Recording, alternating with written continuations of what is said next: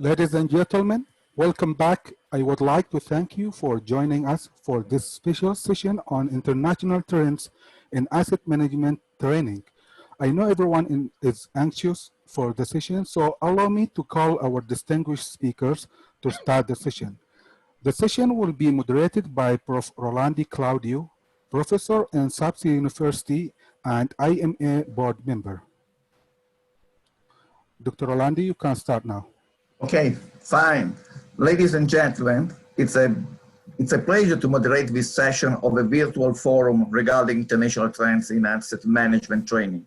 I'm Claudio Rolandi by the University of Applied Sciences of Southern Switzerland. The speakers will be Alan Wilson, who will present Global Maintenance Education and Training Study Final Report. Peter Wilmott and Andy Brunskill, who will discuss maintaining our critical asset through TPM.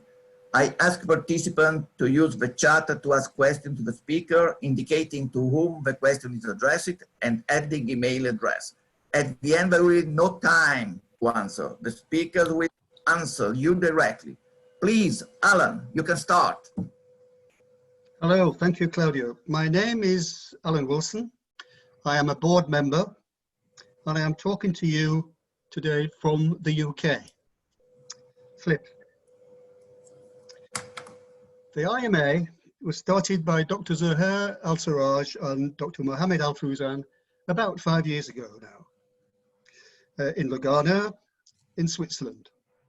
It is a worldwide organization with members from about 30 countries. What is our purpose? It is to coordinate and communicate our views on how to improve the capabilities of people and organizations operating in maintenance and asset management, and thereby to support continual improvement. Last year, training became our major topic of interest. However, we needed more facts and opinions on the status of maintenance education and training, known generally and throughout this presentation as MET. So a study was initiated which soon expanded and became worldwide. This presentation is about that study, how we did it, what information we gained from it, and what you may gain from it.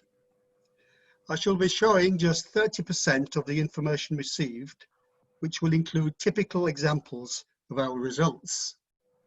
There is a constant theme throughout the presentation, which is a focus on the job roles of manager, engineer, supervisor, and technician. Flip.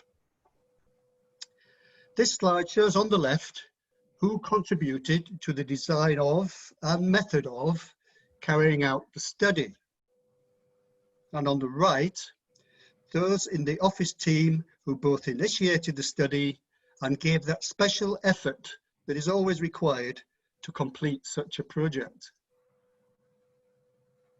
As you can see, a number of people from different continents. Flip. Our first decision was about the scope of information required and how do we gather it. So a questionnaire was developed which asked the following questions. For you, is the importance of training growing or decreasing? What do you see will be the future challenges to growth? What are the priorities that you have for training? What hours of training should be given per person per year, in your opinion? What training courses are applied in your organization?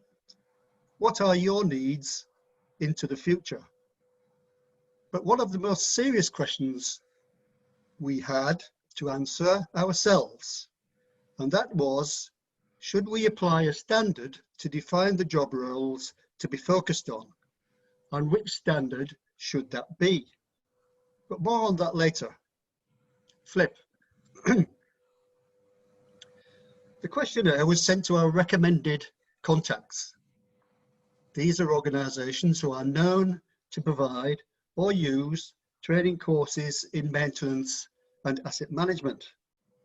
They include organizations working in infrastructure, facilities, the process and manufacturing industries, government departments and universities, consultancies, and societies are widespread. We received responses from the nations shown here, with the most returns being received from the USA and Egypt, followed by the Kingdom of Saudi Arabia, Canada, the UK, and so on. You will receive this chart. 132 completed returns were received, 62 from the users and 62 from the providers. Flip. These are the roles of some of the user people responding. In general, they hold positions of seniority in organizations, and this was similar for the providers, suggesting, certainly to me, that training is a serious issue for most organizations. Flip. We analysed the completed questionnaires during August and September of last year. At that time, the newspaper in the UK called The Times published a review of training, which commented that 60% of executives agreed that the retraining of more than 25% of their workforce is required because of advantage in digitalization. And they needed that to be done by the year 2023. There will be more comments from that Times newspaper as we go along. Flip. In our questionnaire, we asked the users and the providers, how important is active maintenance, education, and training to your organization? Is it growing? Is it constant and therefore no change?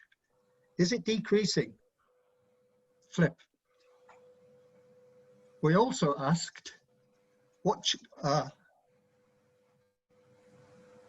users and the providers were agreed that the importance of M&ET training is in fact growing, as you see there on the left-hand side, with just 1% between them. Our conclusion is that the pressure for growth is strong. Flip. We also asked, what challenges do you believe will have the most influence on how M&E will be supplied in the future? In other words, what, if anything, may affect that growth? Flip. The top 4 challenges, reducing in priority from 1 to 4, are as seen and as follows. Number 1, keeping up to date with the speed of change of Industry 4.0. Number 2, a lack of standards. Number 3, inadequate budgets. And number 4, insufficient support from leaders who don't understand the value of M&E. The providers in particular thought item 4, leadership, is the main challenge, with 40% there. Flip. Some comments made in support of the top 2 choices included, increased awareness is needed of the importance of reliability. Increased equipment complexity requires increased knowledge. Get the basics right before developing asset management. New standards have brought increased movement and interest in our company, was a comment. Flip. I'm pleased to tell you that we applied a standard in the questionnaire. The European standard EN 15628 lists the activities typically carried out within each of the job roles of technician, supervisor, engineer, and manager. A selection of those activities was chosen for each job role. The users and providers were asked to indicate which of the vital, important, or useful descriptions applied to each activity for them, for their application. Flip. This slide shows for the technician 7 activities from A1 to A7 chosen from the standard. They include the issues of safety, equipment, failure causes, conformance, tools used, metrics, quality of work, data recording, and so on. Flip. Here are those technician activities on the x-axis. The y-axis shows the percentage of the users who considered each activity to be vital in green, important in blue, or useful in gold. A1 is the most vital. A3 and A4 are next in priority, and so on. The results for the provider responses were assessed separately, and they gave the same opinion. Flip.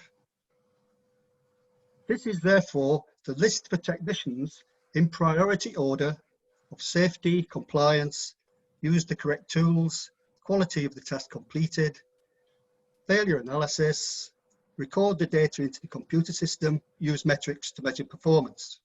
Flip. And this is for the job role of manager, for which the activities chosen were done in the same way and the results gathered in the same way. For the manager, we have asset management at the top, as you might expect, followed by maintenance organization structure, targets for delivery, compliance, continuous improvement as vital requirements. Flip. Some comments received from the respondents, and these included: technicians need the most constant training. Comment from the USA. An engineer is the change agent who needs to know the system, what it wants, and the correct remedies. Comment from Greece. Basic training is required, starting, surprisingly, at the executive management level, or not so surprisingly. Flip. In addition to these needs, the Times newspaper reported that professionals and recruitment managers emphasized the importance of what we referred to as behavioral attributes. We had asked our respondents what behavioral attributes are important to them, again for each of the manager, engineer, supervisor, and technician. Flip. For the manager, these are the results. The accumulated information from the users and the providers placed leadership as the most important issue, with independence and initiative being strong in the second and third positions. Flip. On bringing together the results for all 4 job roles, the overall picture for the top behaviors in each job role looked like this. Now, we could talk about this picture for hours, probably even days. However, we cannot do so today. Maybe we will get the opportunity in the future. I shall move on. Flip. According to our user respondents, these training courses should be available to all 4 job roles. Safety at the top, transactional analysis, emotional intelligence at the bottom. This, however, may be seen as a vote for such courses to be designed for a single organization on the site for the different job roles. Flip. The users expected these particular additional courses to be provided in the future for the managers, from asset management through to learning to lead. Please remember, many of the respondents are in senior positions. Flip. The Times newspaper commented that where people appreciate that an organization is investing in their careers, and as they need it, then they are more likely to stay with that organization. But people only want to learn when they need to learn. Flip. A major question when asked of the users and the providers is how long do you think you have for your training each year? What should the training budget allow for? The answer given collectively was up to 10% of the annual attendance hours, whereas previous surveys, such as those by the European Federation of National Maintenance Societies, with the figure shown on the right, and comments given during the OMainTech conferences, show a maximum of 2.5 to 4%, and therefore about 50 to 80 hours per person per year is typical in those situations. Flip. Another major question is whether your people should be trained externally from your site at the trainer's premises and alongside people from other organizations, or is it better to be trained internal on your own site? The main answer is that value is added by both approaches. External may give more focus on the subjects needed, and being with other people who share their experiences in different organizations is often very informative. Internal is more about learning by doing. The focus is on the needs of the organization as well as on the team. Flip. According to our Times newspaper, learning by doing is becoming more relevant.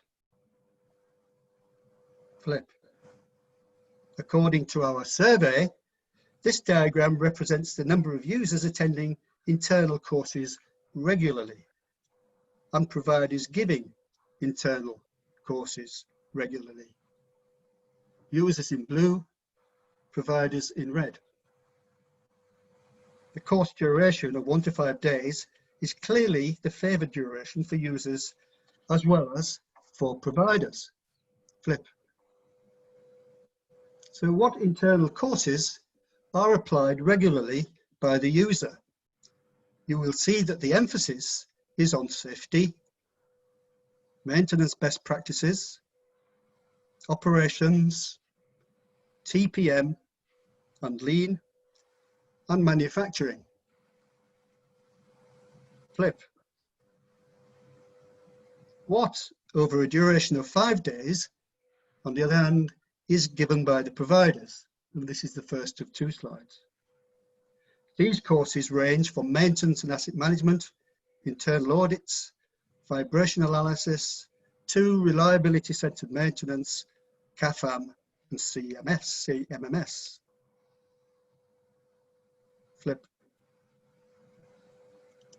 And further, there is planning and scheduling, root cause analysis, strategies, life cycle costing, KPIs, building maintenance, and so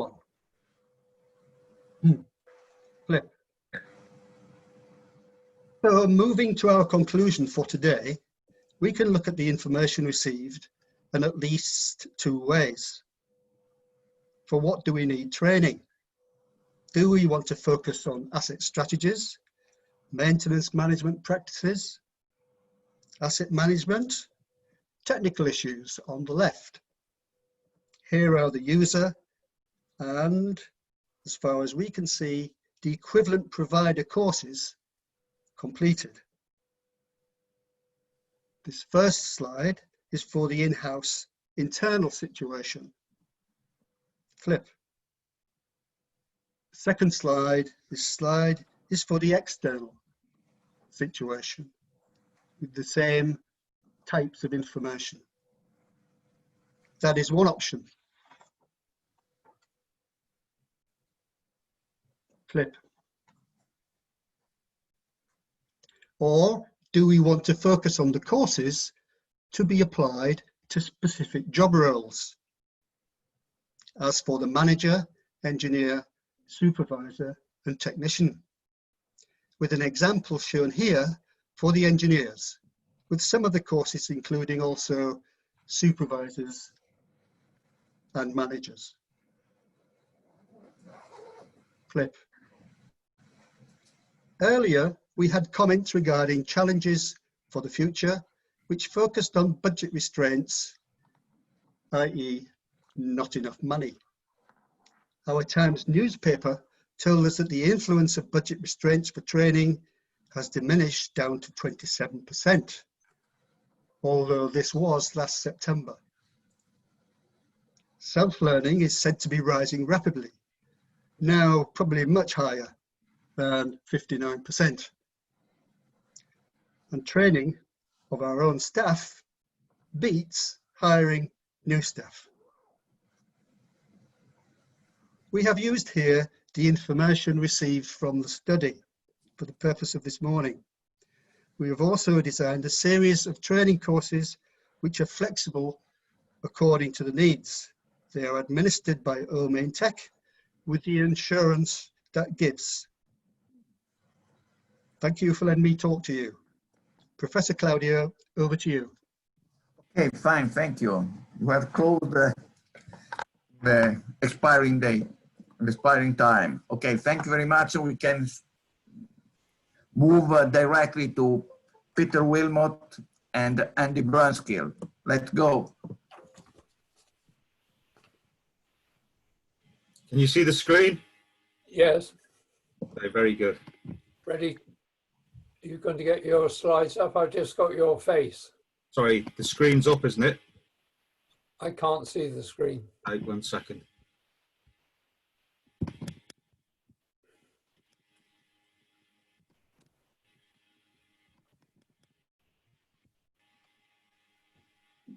I can now.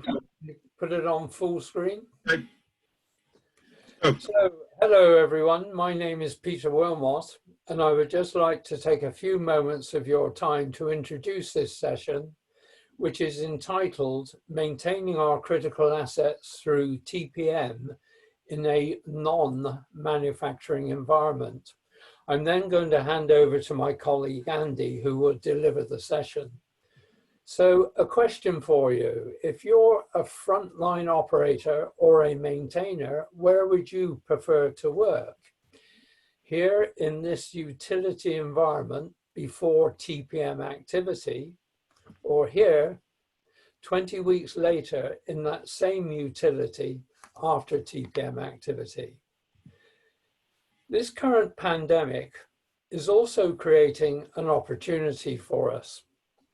As we await the lifting of lockdown across the globe for a return to physical face-to-face meet delivery, we in SA Partners have been reflecting, rethinking, and responding to how this new virtual reality can be harnessed to deliver maintenance training sessions, which are far more of an active social engagement and hence a positive interactive experience for learning and understanding for both the student and the teacher. In our experience in SA Partners, TPM can be applied to all these industrial sectors listed, and most importantly, in the context of the Middle East environment, not just in traditional manufacturing environments. And as stated here at the bottom, in fact, anywhere where there are critical physical assets to deliver customer service. So this webinar, next slide. So this webinar sets out to achieve two objectives: is to guide you on how to deliver sustainable business benefits using the TPM philosophy as a practical system of work, which is exactly what that is in the right hands. Secondly, it's to highlight that the TPM approach is based centrally on team working, which is applicable to a wide range of sectors, as I illustrated, and not just manufacturing, including, importantly for the Middle East, third-party service level agreement partnership building with their asset owners, including, for example, a water utility and laboratory case study example that Andy is now going to share with you. So over to you, Andy, and thank you. Thank you, Peter. So we've found over the years that whatever you badge your program for maintaining critical assets, that sometimes subtle changes in terminology to suit the environment can be the difference between the program failing or being accepted as a new way of life and part of the culture of the company. And I often use the analogy of organ transplant surgery, the organ being rejected due to incompatibility. And regardless of what you badge your program, the important message with TPM is today that people matter. And we sum this up really. I've got a couple of photos here of some team members and users and equipment maintainers working together, helping each other effectively get what we call a... Can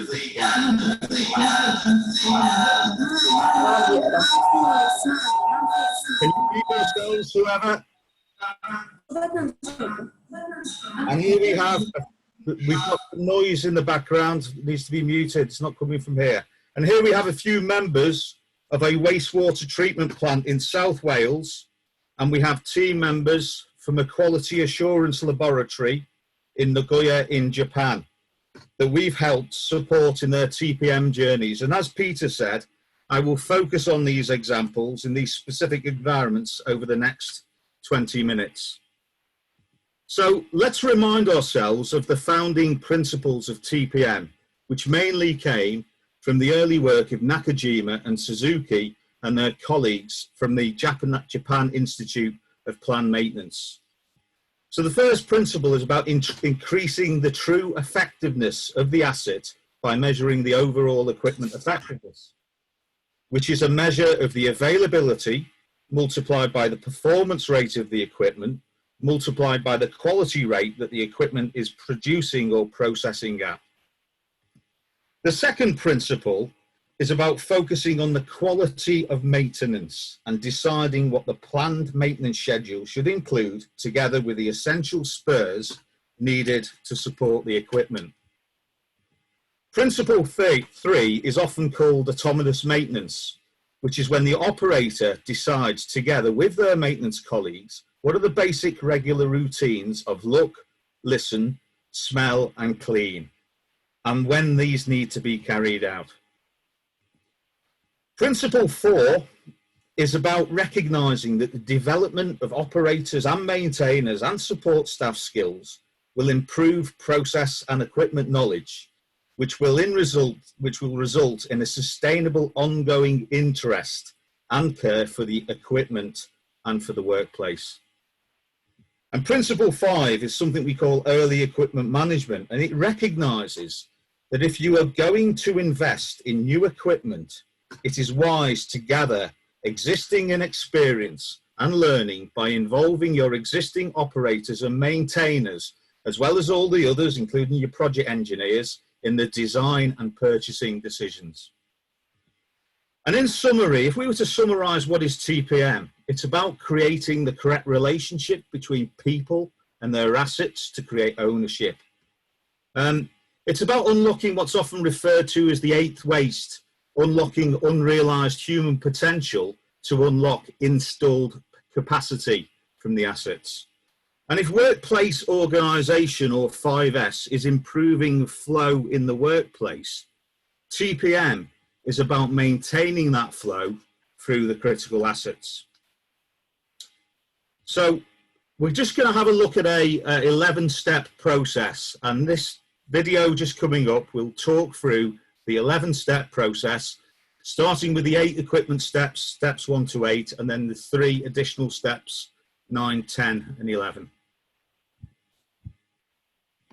The 11-step TPM process comprises of a set of 8 logical equipment-based steps, underpinned with a further 3 steps that the team progressively go through when working on their pilot TPM area, and then onwards through 4 TPM maturity milestones towards self-managed teams. Step 1. Sources of information. Brainstorm and review the number of different sources, their variety, their comprehensiveness, and their integrity. Is the scope to subject each source to the ECRS test? What sources can we eliminate or combine? And if not, Can we at least replace with something smarter or at least simplify? Can we extract the OEE metric from these sources, or do we need to design and implement an OEE shift log sheet? Step 2.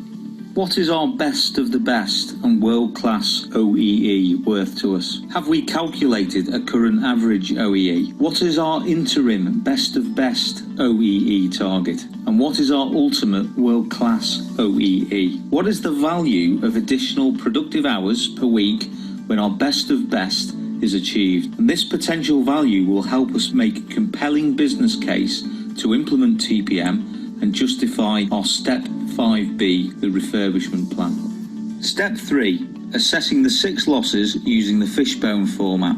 Our 6 losses can be split into availability losses, performance losses, and quality rate losses. Our availability losses are breakdowns and setups and changeovers. The performance losses are idling and minor stops and reduced speed losses. The quality rate losses are yield, rework and scrap losses, and our startup losses, which occur on changeovers and every time we recover from a breakdown or a minor stop. These are the classic 6 equipment-based losses, and why the OEE is currently what it is. We need to be able to brainstorm and put the losses on the relevant part of the fishbone. We then need to be able to differentiate between our floor-to-floor equipment-based losses versus the door-to-door management losses. Step 4, the criticality assessment. This builds teamwork between operators and maintainers. It helps the understanding of equipment functionality. It creates a checklist for the condition appraisal, Step 5A. It helps focus for future asset care checks, Step 6. And it helps highlight safety and environmental critical items. It also helps us understand the potential impact on OEE, and it highlights weaknesses regarding ease of operation, inherent reliability, and ease of maintenance. In summary, the operators and their maintenance colleagues become far more equipment conscious. They now understand how the equipment works. It highlights the impact of safety, reliability, environmental and availability, performance and quality losses, i.e. the overall equipment effectiveness. And it helps focus on parts that need to be kept in optimum conditions as part of steps 6 and 7. Step 5A, the condition appraisal. Go to the machine and systematically inspect every square centimetre for deterioration and refurbishment needs. Look for dirty or neglected equipment, packaging debris and/or dust particles. Look for disconnected hoses.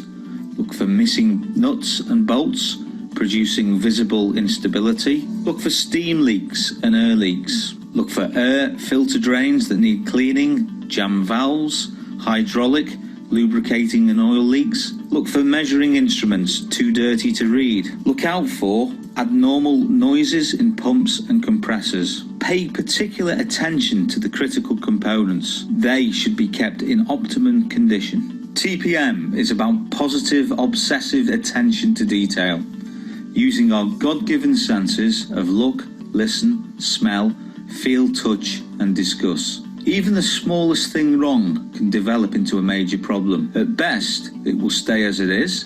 At worst, it will deteriorate. It certainly won't get better on its own. Use photographic evidence as a reminder of before TPM. Spotting what's wrong is only half of the solution. Correcting the problem with a permanent 100-year fix is the other half. Many small problems have potential safety and/or environmental issues. Some will eventually impact on the OEE. In the real TPM, cleaning is inspection. It's spotting deterioration. It's catching it before it becomes catastrophic.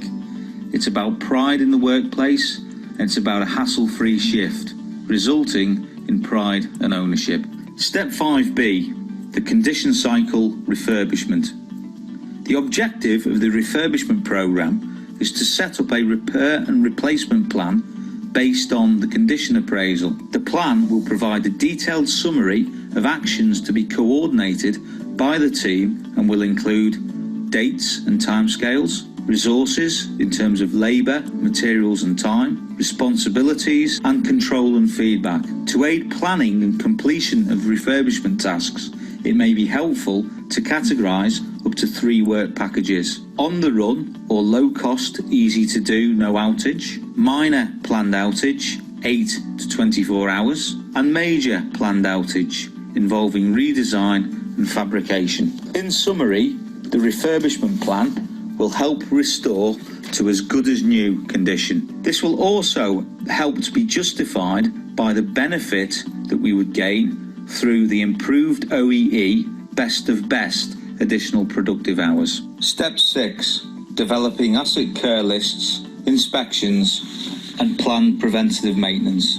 The analogy that we use is that our equipment or machine is the patient, our operators are the nurses, and our maintenance team are the doctors. The frontline operator asset care checks, or the FLOACs, involve the operator taking on the role of first-line asset care. This includes checking the condition of the equipment during operation and carrying out checks during the weekly asset care shift windows. This is about the operator carrying out more interesting tasks and expanding their knowledge. The technicians spend more time on designing out and engineering out problems. This results in less work being outsourced and helps more knowledge and ability that is developed in-house. It also means that the technicians are more motivated and feel more valued. Our FLOACs are very much dependent on the use of visual indicators. It makes it easy to do the right thing and difficult to do the wrong thing. The FLOAC checks will typically take less than 10 minutes. Step 6 must include condition-based monitoring and a comprehensive review of our fixed intervals for planned preventative maintenance. Step 7, root cause analysis and problem prevention. PM analysis is the problem-solving tool used in TPM, which emphasises the machine and human interface. The PM analysis is the use of the 4 Ps and the 5 Ms. Problems due to phenomena which are physical, which can be prevented because they are to do with the 5 Ms involving materials and Mother Nature, machines, methods, manpower, and the 6th M, which is measurement. We use the event analysis form to not only solve the problem, but also to prevent reoccurrence with the 100-year fix. We can use this to solve highlighted issues on our Step 3 fishbone for the 6 losses. We will also use Ask Why 5 times, A3, DMAIG or FMEA tools to deliver the 100-year fix mentality. Step 8, best practice and standard work developed as a series of single-point lessons. These contain content which can be delivered in 10 minutes or less. They are highly visual and they are an essential aid to communication for operators, maintainers, managers and support staff. And they address the main stages of the learning process. Explain, i.e. awareness, demonstrate, i.e. understanding, practice, skill development, and confirm, competent to train others.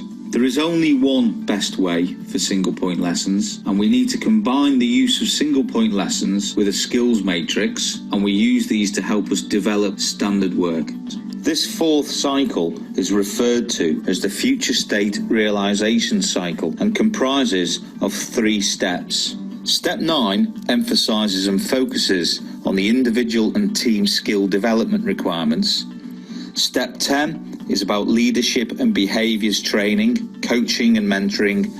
And the final step, Step 11, is the audit and review process based on evidence-based criteria across 4 milestones, which will be described later on. Ultimately, the success and sustainability of the TPM process will largely revolve around the degree and visible extent of management commitment.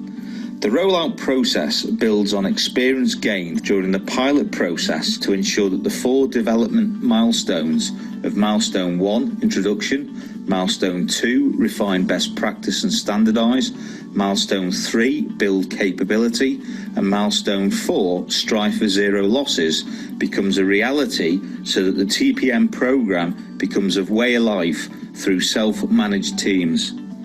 The TPM Infrastructure Model shows the Site Master Rollout Plan being driven by the pillar champions on the left, supported by the top-down site leadership governance team, the triangle, with the bottom-up shift team activity around the 11-step process and 5S. Progress with regard to the programme is determined by both the top-down and bottom-up regular evidence-based audit process. In TPM, the Pillar Champion's role is to establish and then implement a relevant and robust policy to support the adoption of the founding principles of TPM. Ultimately, the policy is about problem solving and prevention and centres on intentions and choices. These intentions provide a fluid set of ground rules rather than a detailed prescription for action. These intentions are expressed through 4 linked phases or milestones contained within the master rollout plan, each building on capability developed during the previous milestone programme. Progress is assessed against the intentions and outcomes contained in the master rollout plan using a top-down 30-point review audit carried out every 6 months by the Pillar Champions team. Each of the 30 audit points is aligned to a specific Pillar Champion, so there is clear accountability. The 11th. Okay, so this example here really tries to highlight purpose in a wastewater treatment of what TPM is trying to achieve to the strategic business objective. And here you can see the strategic objective being to reduce operational expenditure goes all the way down to the asset focus on the sludge thickening belts, which is about achieving the correct thickness on the percentage dry solids. Okay, what we're going to do is have a brief look at focusing in on a couple of the 11 steps and looking how they applied in a wastewater treatment facility. Okay, so this is the example I talked about, which looks at the belt thickness, and here we have the calculation for availability, performance and quality, which is our OEE. So availability was calculated using alarms data from the SCADA system, which indicated when the belts suffered from a breakdown. Performance was more difficult to calculate, but the team had to look at the amount of sludge processed in the given time based on the design speeds of the belt, and they used the flow meter in order to get this figure. And as you can see here, the performance figure was less than 50%. And the final element, which is quality, was measured by testing the processed sludge for the percentage dry solids and comparing it to the ideal standard required for the next process, which is the digester. And as you can see from this calculation here, the baseline OEE came to about 22%, which was basically telling there's lots of opportunity for improvement. And here we have an example in the laboratory of their interpretation of the 6 classic wastes on an HPLC, which is a high performance liquid chromatograph. And it includes things like sample preparation, cleaning between tests, the equipment running at a slower test time than standard and having to run tests again due to a failure of the test, for example, an air bubble being caught in the system. And if we then move to step 5, we're going to look at a utility example of a before example. So this is a before photo of a polymer dosing area that feeds polymer material to the belt thickness. And as you can see from here, there's poly leaking on the floor, the bund wall is damaged, there's an IBC spillage due to the pipe feed not being is too narrow, and there's a blower on the floor. And in the after condition here, which is some 20 weeks later, you can see the spillage has been eliminated, the yield improved, the bund wall repaired, and the installation of the blower has occurred, and that's now meant that the noise levels have reduced and hearing protection was no longer required. And here we have some examples from a standardized point of view of examples in a laboratory that the team developed, okay, making sure that the equipment was kept in its optimum conditions. Here we have one here on the right, which is the solvent bottle, which is weighted down, making sure that air cannot get into the line and cause a failure in the process. And then moving on to step 9, which is about individual skill development, okay? You can see from here, this is a number of initiatives in terms of training in the utility environment that the team went on. So they had some training from the supplier of the poly material. They had original equipment manufactured training. They had digester training, understanding the chemistry of the process, lots of things. And the other thing that the team did, so this is just a picture of a masterclass being led by the supplier with the maintainers and with the operators. They also went and got some accreditation through Cardiff University and were able to gain a certificate for their learning by doing portfolios that they put together on TPM and asset optimization. And then really just to sum up before I show you a very short video, here's an example of how the team were able to scale up. So they worked on a centrifuge. They have 47 centrifuges located across 30 sites in South Wales, and they managed to hit savings of 1.5 million by working with TPM and asset optimization on those assets. So I'm just going to finish with a video, which is a lady called Laura Lloyd, who's going to talk through the improvements that were made at a relatively small wastewater treatment plant in South Wales. So we started off the process by carrying out a big picture map, which involves mapping the process from end to end. From that big picture mapping, 112 improvement ideas were generated, 92 issues were raised, and of those 33 quick win projects were identified. Some of those quick win projects involved carrying out a stop the block campaign in the local area to try to reduce the amount of rags coming in from the network and hitting the domestic screen, causing issues. We also carried out a critical spares project. We identified that we needed a cake pump and sludge holding tank discharge pump on site due to the length of time it took to get them in should they break down. The biological wet well pump had worn impellers, so a replacement project was identified for that. Very simple one, a light was installed over the centrifuge hopper by the electrician, and this allowed the operators and maintainers to be able to see what was going on in the hopper. We've also fitted floats to the primary settlement tank and the final settlement tank scrapers. And the idea is that when the scrapers become worn, the float is released, which then floats to the top of the tank.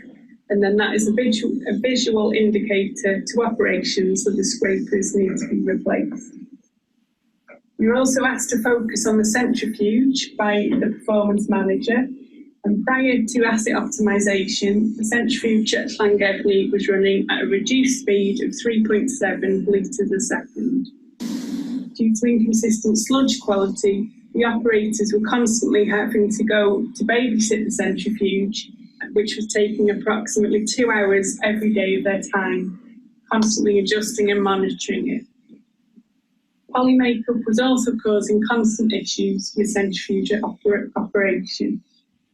Following asset optimization, the centrifuge is now running at 8 litres a second and has the potential to increase to 10 litres a second once the discharge pump is upgraded.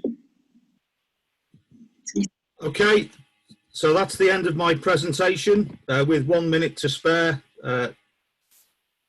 Okay, thank you.